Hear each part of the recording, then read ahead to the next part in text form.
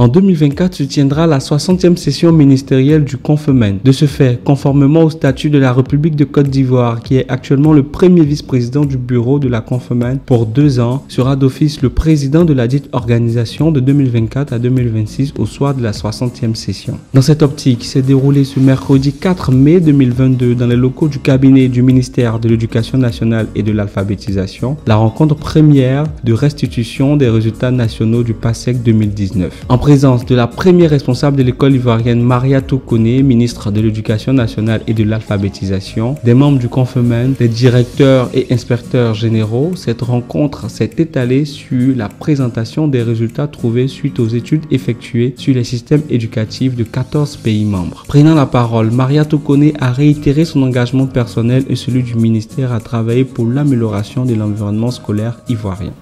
Les parents qui pensent qu'il faut laisser les enfants aux mains des éducateurs, mais le parent lui-même est le premier éducateur.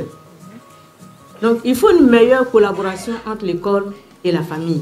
Vraiment, c'est un cri de cœur pour dire qu'il faut un changement de comportement à tous les niveaux. Chez les enseignants, chez les parents d'élèves, chez les élèves eux-mêmes. Mais pour le faire, quelqu'un ne peut pas s'asseoir dans un bureau. Il faut que nous réfléchissions. Et les états généraux de l'éducation nationale et de l'alphabétisation sont pour nous une boussole. Une boussole dont la mise en œuvre de certaines réformes devrait nous aider à améliorer nos performances pour le PASSEC 2024. Retenons que pour cette restitution des travaux nationaux du PASSEC 2019, une autre date a été retenue à Abidjan pour une présentation plus élargie. La ministre a dit qu'il y a beaucoup de défis. Il faut les relever, mais c'est ensemble. C'est-à-dire que l'école, c'est ce que je dis, ce n'est pas seulement les enseignants, c'est aussi les parents, c'est aussi la communauté. Tout participe à relever le défi de l'école. Nous devons tous être engagés et déterminés, parce que nous sommes tous comptables de la performance. Souvent on dit que les élèves ne sont pas bons, mais pour le dire, ça veut dire que si vous me dites qu'un élève n'est pas bon, c'est que l'enseignant n'est pas bon, alors que là on voit que les enseignants sont bons.